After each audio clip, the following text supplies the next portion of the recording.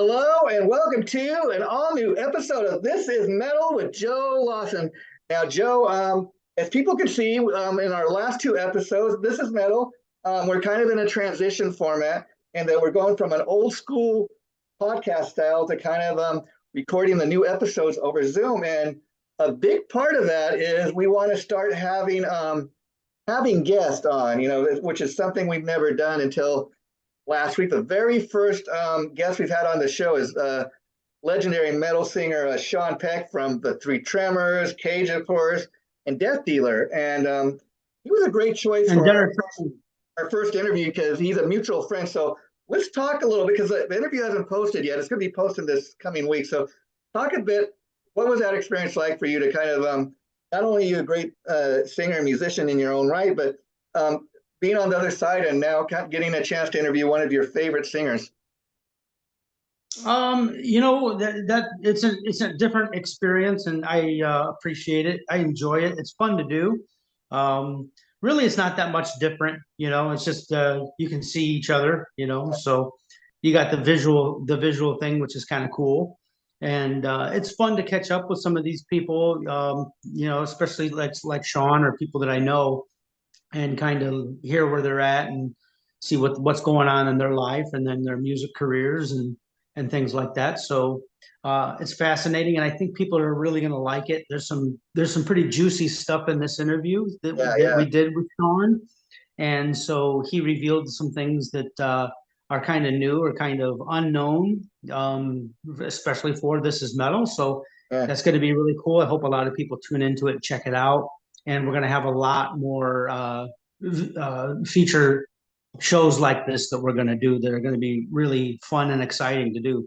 Yeah, and I got to tell people, Joe, when I first approached you with the idea of doing, kind of transitioning to start filming the episodes over Zoom, initially you were somewhat apprehensive. And so, Well, I'm an old school guy, so anything technology wise is like going against my ruffling my feathers, going against my I grain. get that. I So get that. yeah, I'm kind of that way myself. And I will tell you the story of how I started doing interviews starting January of 2023 this year. There's this guy in a Kiss tribute band. I know his name is, oddly enough, Jason Lee Beckwith, and him and I now do this show over Zoom called The Two Jasons, where we talk about some of our favorite bands, just different things, throughout music history, and that's been a lot of fun. But I got to tell people, he's the one that kind of encouraged me to do what we're doing, because cool. I interviewed him many times over years, and he told me, I Well, think, thank you to the other Jason. yeah, and in fact, that's what I told him. I said, because like very much like you, Joe, I'm not too tech savvy, and so I had some experiences with Zoom, having during the pandemic, having to do these Zoom meetings, like for my work, and it was kind of a new learning experience, as they say, and it wasn't always the best experience. So I was really apprehensive, but he told me, you know what? Why don't you and I will set up a test session, and let's just see how it goes. And to my amazement, it wasn't as hard as I thought it would be, and that's what made this one real fun. And so I was interviewing this other metal band recently for Chaotic Risk TV, and one of the guys we were interviewing, and that's what makes it so fun too. You can interview more than one person; they don't even have to be in the same place. And one of the band Right. members was taking part in an interview while he was on a break at work. They were going to allow him to do the interview, but they didn't want any of their business on camera, so he was allowed to be on camera. And it just had kind of his name on the screen with the other two guys, and it was a different thing, but it made it kind of fun and interesting. And when you told me, well, I don't really like to be on camera, so I thought, okay, I'm going to try to encourage Joe to do this. And so I said, Joe, if you don't want to be on camera, we can still do it. You don't have to be on camera. And much to my surprise, when we did the very first episode over Zoom, you decided to just, I'm going to come on screen. And I think after doing those first two episodes, you realize it wasn't so bad. Yeah, Yeah. yeah, it's fun. It is. So I'm looking forward to it. You said Monday, right? Probably we're gonna try and release the Sean Peck interview. That's the goal. Yeah. It's just right now, in fact, Monday is going to be the day that we're going to try to post our new episodes of This Is Metal. And And so people can also go to our Facebook page. I think that's a great way to help people start off the work week because you think about it, everybody looks forward to Friday and the Yeah, weekend, right? Nobody looks forward to Monday. yeah. Let's give people something to look forward to. A new This Is Metal episode. Yeah, and I've been posting the old episodes like every Monday, so people kind of get in the habit of knowing, okay, Monday's the day for, new material from us. And I think being that these are video sessions now, people are going to really enjoy it, especially the ones with the guest. And I've been really pleasantly surprised that we had another guest supposed to come on today, but I told Joe something came up and they're unable to come on, but we're still going to get them to come on eventually. Um, Sometimes that happens, and so I told Joe, so we're not wasting anybody's time. Let's go on and let people know about the new This Is Metal and what we have planned. And I've been very happy to see that, like, we've got the next 3 weeks booked with guests. I mean, we want to do as many new shows having a guest so we can have like a feature-length interview with these people, talk about what they're doing, because we know people aren't tuning into this metal to see us. You would like to see some of the bands you like, and that's what we hope to do with this new version of This Is Metal. Yeah, for sure. Is it okay to let the cat out of the bag? Sure, The interview that we're going to do this Monday? What do you sure, think? sure. Why not? Give them something to look forward to. Yeah, so this Monday we're going to be talking to Wade Black, the former singer of Crimson Glory, Leatherwolf, Seven Witches, and he's got a new project called Astronomica, and I'm excited to hear all about that. And Wade's an interesting cat because he's a mutual friend of both Joe Lawson and me. I've interviewed him a number of times over years. Always been a real friendly, down to earth guy, and he's kind of one of those guys constantly having to reinvent himself in the sense that even though he's been in the bands you mentioned, Joe, you would think he'd be more high profile of a guy. And so every time I talk to him, he's like with a different, he's launching something new. So hopefully with Astronomica, which I understand they're working towards like a new album, worth of music. So hopefully once more of the music comes out, Astronomic maybe will be the thing that will take off, if you know what I mean. Yeah, I hope it does for him. That would be great. Yeah. I'm looking forward to it for sure. Yeah, and so that's what we hope to accomplish with this new This Is Metal. And I want to let people know, Joe, just give them kind of a history on how this Is Metal thing got started.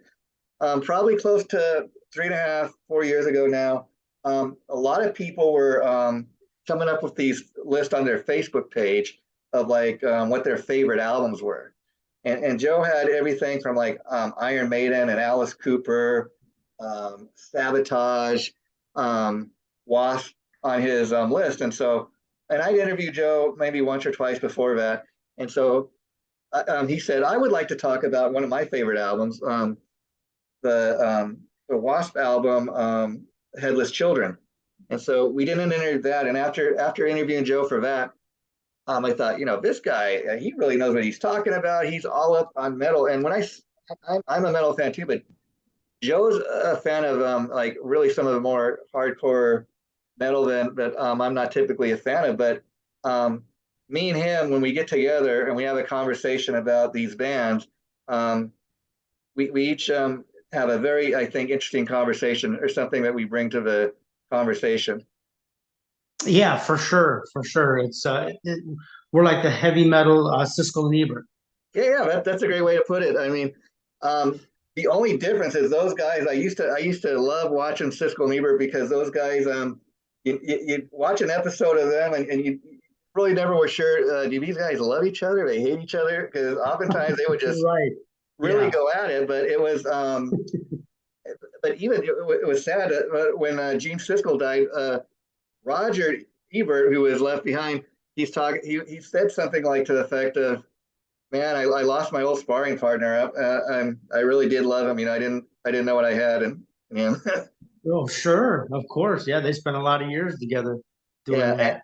And I will say, Joe, one of the things I've enjoyed about doing This Is Metal with you is you go back all the way to the very first episode, which was on Accept, and it was not on a classic, the classic version Accept. It was on a newer version with the new singer, and I never really listened to any of that. And So I tell you, okay, we can do an episode on that, Joe, but I want to know what I'm talking about. So I have to go and listen to the album first, and then we can have a discussion because if you're gonna have a discussion, you have to at least be able to say I listened to it to give it an honest opinion. Oh, absolutely, yeah. And I've done the same thing on some albums and some artists that you've brought Yeah. up, and I had to go listen to it and get familiar with it and do some research on it, which was, it's exciting, it's educational, it's great, you know. And the thing is, like going back to the very first episode, to me, that was like the blueprint of what This Is Metal became, in the sense that that was one of those episodes for me that what we hope to do with this show is not only to turn other people that tune in onto some of this music, but that was a great example of you turning me on to something I never heard before. And I thought, I'm glad I took the time to listen to that because maybe if we hadn't done the episode, I never would have listened to I forget the name of the album. It was the very first one, the new Singerville. Oh, Blood of the Nations. Blood of the Nations. That's it. So, Mhm. so again, I thought I discovered. I mean, Sabotage was one of those bands where, if you're a metal fan, from back in the '80s, who hasn't heard of Sabotage, right? But I will say that at the time we did the Sabotage show, probably Joe Lawson here could name more Sabotage songs than I could, but I came to have a new appreciation for what Sabotage had done. By the time we'd done that episode. Yeah, yeah, that's awesome. That's Yeah, great. and in fact, Joe's working on trying to see if we can line up an interview maybe with John Olivia. We have to find out who to reach out to because we've been reading stuff that they're working on a new Sabotage album that may.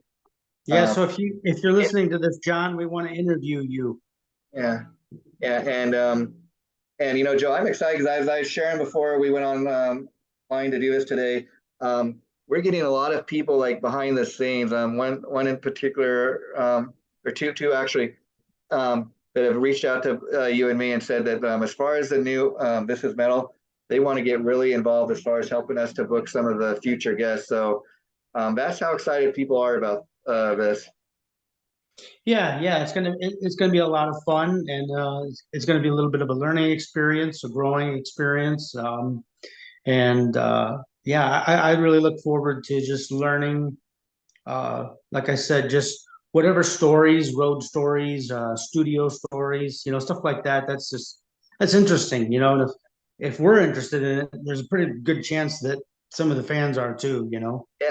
And you can never figure out like social media is very hard. I mean, to figure out in a lot of ways because like when for example, I posted the guest that was supposed to come on today, and we got quite a number of people responding to that. But then, maybe when you post the interview, not as many people tune in for whatever reason, and I'm not sure how to kind of gauge that. But I will say, as far as our This Is Metal Facebook page, people are constantly going on there and just commenting, and I put that up there not just to kind of post our shows and make people aware of what we're doing, but I want people to leave their comments for like it's a community, especially people in other Yeah, for bands.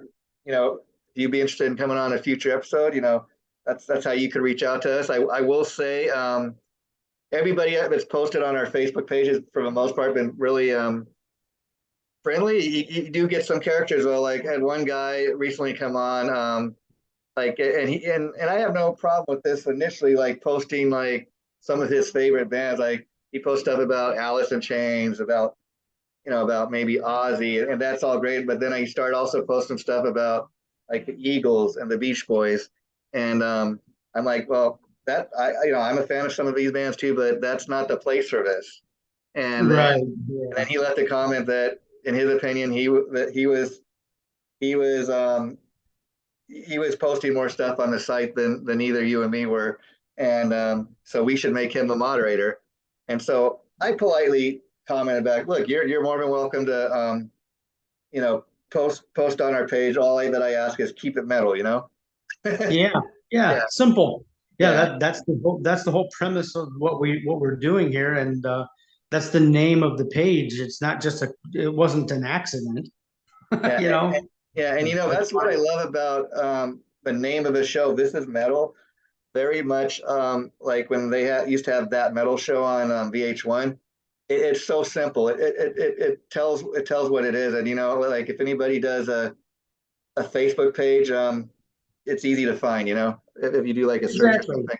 Yeah, straight and to the point. And we've done so many shows over the last almost 4 years, Joe, that I have lost track of, but I know it's like got to be over 50. I know it's funny because sometimes when we discuss bringing guests on or doing a show on a particular band or album, I've lost track. It's like I got to stop and think: did we do one on that band? Did we do and, one and on then, this and one? then And it's it's kind of getting to tricky that too. point. You know what I mean? Like, We're almost running out of bands. well, that's an interesting thing. It's funny you say that. I don't really think we are, for the simple fact that there's no rule on like, okay, we're just going to cover classic metal. No, we cover everything. I mean, so much to the point Sure. that we did an Hmm. episode, and it's gone up since on KK's Priest. That's probably a great example of first time where we said, you know what, KK's Priest, KK Downey, Kim Ripper Owens. Who cares that it's not a classic metal band? They're a new up and coming band. They deserve some mention. Why not? Yeah. Yeah. And, Speaking of that, that's a great idea. yeah, They're putting out a new record, I believe, and yeah, getting ready to launch a tour and all of that. We should try and get in touch with our friend Tim yeah. or somebody from their camp and do a show with KK's Priest. In fact, what people will see mentioned in the episode we did with Sean Peck was he mentions that because the fact KK's Priest is getting ready to go on the road, that he for the next year or whatever to support their new album once it's out, is that he's concentrating on other stuff in the Three Trimmers right now because he wants to allow Tim Owens to go out and do his thing with KK's Priest, which I think what a cool guy to be able to do that. Yeah, you got to work with when you're working with professional musicians like that. You know, they're doing what they're doing to make a living. So if they get an offer to tour with this band or tour that with that band, a lot of times they do it. They'll take it because it's decent pay, good exposure for them, Mm-hmm. and they got to stay making a paycheck. Yeah, So, and Tim Owens, he's a perfect example. He does the same thing. yeah, He's always doing some kind of project constantly, but that's how he stays busy. sure. And Hmm. for example, as you were saying, we've done so many of these episodes, Joe, that sometimes I lose track. I mean, and like off the top of my bat, we did the recent episode a few weeks ago on the new Metal Church album. An episode very much like this, just you and me talking about giving our thoughts on the new Metal Church lineup and the new album, and that was fun to do. But we also when there was a loss of Mike Howe, the previous singer, we've done kind of a nice little tribute show. So like right there, we there's no rule that says you can only do one episode on Metal Church. I mean, but at the Oh same yeah, but at the same exactly. time, we don't want to. Okay, we have like 50 Metal Church episodes. We kind of Right.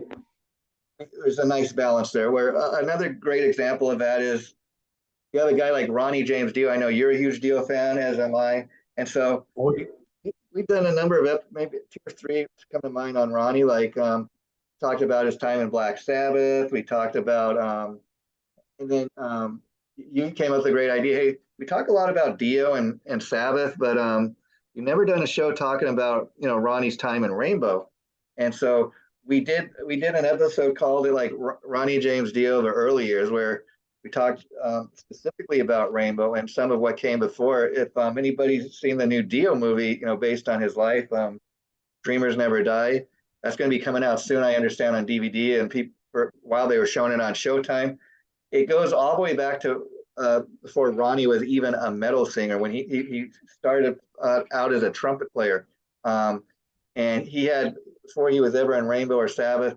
Going back, I think to the '50s and early '60s, he was like in a Croner band like Ronnie and the Prophets, and his hair was real short. He looked nothing like the Ronnie James Dio we know and love. So we get opportunity to kind of do those kind of episodes. That's fun too to cut because it focuses like on a time maybe in Ronnie's career that all the metal fans maybe aren't aware of.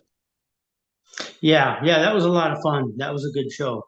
That was fun. Like when we're able, like sometimes when we do shows like that, what I did is I went online and I was able to find some of those older like non-metal songs that Ronnie did from like Ronnie and the Prophets, and we were able to post that up on our Facebook page. And again, okay, it's our page, so we can kind of break the rules.